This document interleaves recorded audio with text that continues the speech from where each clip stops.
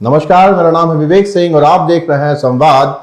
आज हम चर्चा करेंगे कोरोना पर, कोरोना महामारी पर। जी हां, आप सोच रहे होंगे कि अचानक मैंने काफी दिनों के बाद ये मुद्दा क्यों उठाया, क्योंकि जब मैं अपने चारों तरफ देखता हूं, सड़कों पर देखता हूं, रेस्टोरेंट्स में देखता हूं और मॉल्स में देखता हूं, तो जिस निडरता से और जिस लापरवाही से हम घूम रहे हैं, यह बताने के लिए काफी होगा कि हम कितने लापरवाह हो गए हैं इस बीमारी के प्रति। जरा इस बीमारी के आंकड़ों पर नजर डाल लीजिए तो आप, जैसा कि मैं काफी लोगों से बात करता हूं, तो कोरोना वायरस पर वो छाती ठोक कर यह कहते हैं कि कोरोना हमारा क्या बिगाड़ लेगा, एक मामूली खांसी, बुखार और जुकाम ही तो है। लेकिन जो भुक्तभोगी हैं, जिनके परिवार भुक्तभोगी हैं, उनसे जाकर पूछिए कि इस वायरस की जो खतरनाक गतिविधि है वो कितनी घातक हो सकती है आपके स्वास्थ्य के लिए और आपके परिवार के लिए।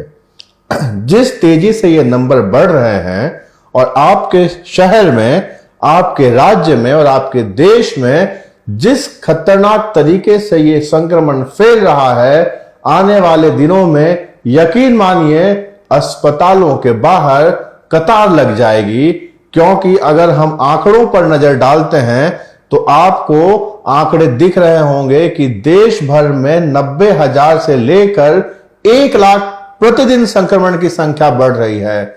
गुजरात में अगर हम बात करें तो संक्रमण की संख्या 1500 लोगों की है और अगर वडोदरा राज्य की बात करें तो 130 से लेकर 140 के बीच में प्रतिदिन संक्रमण की संख्या बढ़ रही है। अब अगर एक व्यक्ति के ठीक होने में 10 से 15 दिन लग जाते हैं तो अंदाज लगाइए कि 135, एक शहर की बात कर रहा हूं, वडोदरा जैसे छोटे शहर की बात कर रहा हूं, कि वडोदरा जैसे छोटे से शहर में 135 संक्रमण की संख्या प्रतिदिन का बढ़ना कितना खतरनाक हो सकता है। और आप अंदाज लगाइए कि अस्पतालों में परिस्थिति क्या होगी, क्योंकि ये जो क्यूमुलेटिव फिगर बढ़ती जा रही है वो संख्या बड़ी भारी ना पड़ जाए। क्योंकि जो डबलिंग केस है वो 10 से 12 दिनों में, या अभी 15 दिनों की आप गिनती गिन लीजिए कि 15 दिनों में ये जो संक्रमण के केसेस हैं ये डबल होते जा रहे हैं। यानी आज 135 है तो 15 दिनों के बाद 250-260 संक्रमण के केस प्रतिदिन इस शहर में बढ़ेंगे। उस हिसाब से अंदाजा लगाइए कि अस्पतालों में कितने बेडों की जरूरत पड़ेगी और क्या हमारे राज्य की, हमारे प्रदेश की और हमारे शहर की मेडिकल इंफ्रास्ट्रक्चर इस तरह की है कि इतने बढ़े हुए पेशेंट्स का लोड वो सह सके। मैंने महाराष्ट्र का दौरा किया, महाराष्ट्र के अस्पतालों में देखा और यह देखकर बड़ा आश्चर्य हुआ कि महाराष्ट्र के बड़े से बड़े अस्पतालों में जो खर्चा है वो बड़ौदा के अस्पतालों से बहुत कम खर्चा है।